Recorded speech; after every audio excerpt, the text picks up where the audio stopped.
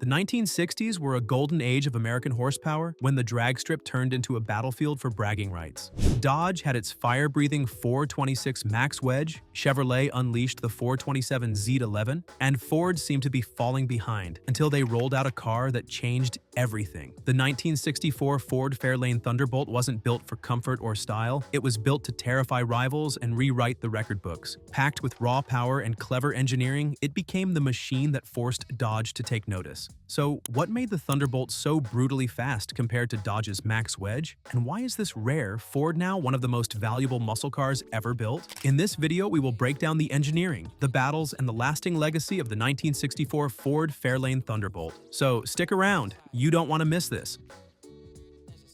The 1960s were a wild time for American car culture. The country was riding high on post-war prosperity, and teenagers with a taste for speed were flooding drag strips every weekend. Automakers knew this wasn't just about bragging rights at the local track, it was about controlling the conversation in showrooms nationwide. Winning on Sunday meant selling on Monday, and Detroit's Big Three were desperate to claim the crown. Dodge entered the fight loaded with firepower. Their weapon of choice was the 426 Max Wedge, a massive engine purpose-built for drag racing. Rated at up to 415 horsepower straight from the factory, the Max Wedge was paired with lightweight B-body cars like the Plymouth Savoy and Dodge 330. These machines were stripped down and raw, engineered to hit the quarter mile in the low 12-second range. For a brief window, they were the ones to beat. With factory support and drivers pushing the limits, Dodge's cars carved a reputation as bulldozers on wheels, smashing records across the country. Chevrolet wasn't about to sit quietly. They countered with the 1963 Impala Z11, a limited production monster fitted with a stroked 427 cubic inch V8. This wasn't a comfort cruiser, it came with aluminum front body panels, bucket seats, and weight-saving tricks that gave it serious bite. The Z11 was rated at 430 horsepower but delivered much more in practice, with some cars hitting the quarter mile in 12 seconds flat. Chevy only built 57 of these machines, but their impact was immediate. Fans knew the Z11 was something special, a car that could go toe-to-toe with Dodge's Max Wedge cars and give the Bowtie brand credibility on the strip. Ford, meanwhile, was lagging. Their full-sized Galaxies had muscle, but their sheer size worked against them on the quarter mile. The 427 V8 under the hood had proven its worth in NASCAR, but bolted into a big-bodied car, it couldn't keep up with Dodge or Chevrolet. Ford's leadership recognized that something drastic needed to change if they wanted to reclaim their spot in racing headlines. The company began working quietly, testing ideas and studying what their rivals were doing. They knew they had the engine to win. What they needed was the right body and the right design philosophy. By late 1963, a plan was in motion that would deliver a car capable of shocking the competition and rewriting the rulebook. That plan gave birth to a car unlike anything Ford had ever built before. Stripped, reshaped, and designed purely for the quarter mile. Unveiled as the Thunderbolt. When Ford pulled the cover off the Fairlane Thunderbolt in early 1964, it was clear this wasn't a car meant for cruising Main Street. It was a purpose-built drag racer, created under Ford's Total Performance program to win races at any cost. Unlike its rivals, the Thunderbolt wasn't a big car trimmed down, it was a mid-size Fairlane body, stuffed with Ford's most lethal engine and stripped of every unnecessary ounce. At its core sat the 427 cubic inch FEV8, the same block that had powered Ford's successes in NASCAR and endurance racing.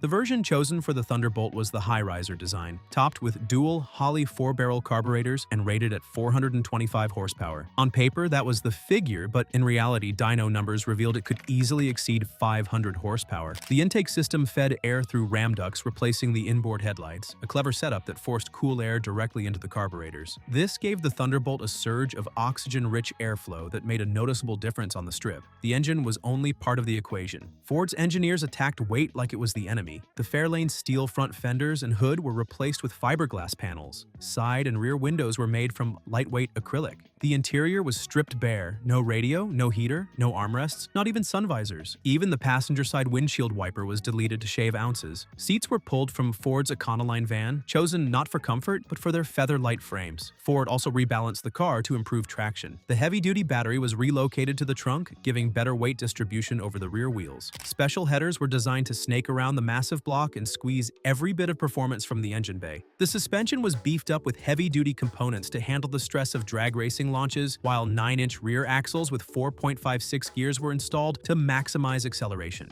All these choices added up to a car weighing just over 3,200 pounds, hundreds lighter than its Dodge rivals. On the strip, that meant the Thunderbolt could rocket down the quarter mile in the low 11-second range, often trapping speeds near 128 miles per hour. For a car that came from a factory assembly line, those numbers were staggering. Ford had built the machine, but the real test would come on the track. The Thunderbolt was about to face the fiercest rivals Detroit could muster, and what happened next turned it from a clever experiment into a legend.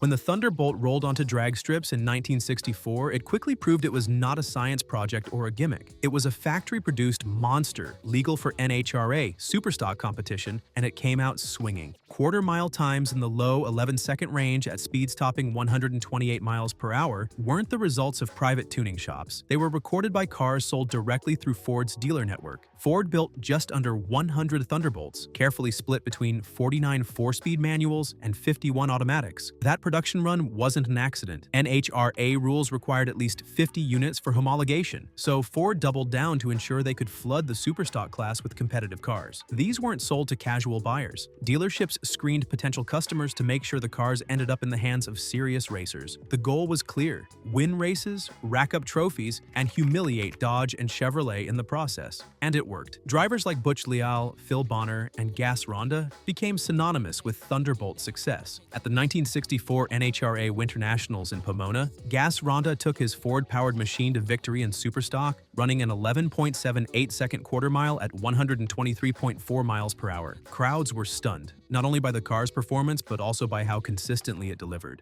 Unlike experimental builds that were fast one weekend and fragile the next, Thunderbolts ran hard week after week. For Dodge, this was a nightmare. Their 426 Max Wedge was powerful, but the cars carrying it were heavier and less balanced. On paper, they were competitive, often running low 12 seconds and occasionally dipping into the high 11s. But the Thunderbolt's lighter weight and superior traction gave Ford an edge of several car lengths by the finish line. Chevrolet's Z11 Impala had potential too, but with limited production and less factory backing, it couldn't mount the same full-season campaign Ford unleashed. By the end of 1964, the Thunderbolt had secured over 100 victories in NHRA, Superstock, and match race events, cementing itself as the car to beat. Its dominance forced rivals to rethink their strategies and sparked a wave of purpose-built drag cars in the years that followed. Today, surviving examples are highly sought-after collector cars, often selling for six-figure prices. They are more than museum pieces. They represent an era when engineering innovation and sheer boldness could shake the entire drag racing world. So, what do you think of the Ford Fairlane Thunderbolt? Would you want to take this beast down the quarter mile and feel the roar of that 427 under your feet? Drop your thoughts in the comments, and don't forget to hit the like button and subscribe for more high-octane stories like this. Until next time, keep your engines revving.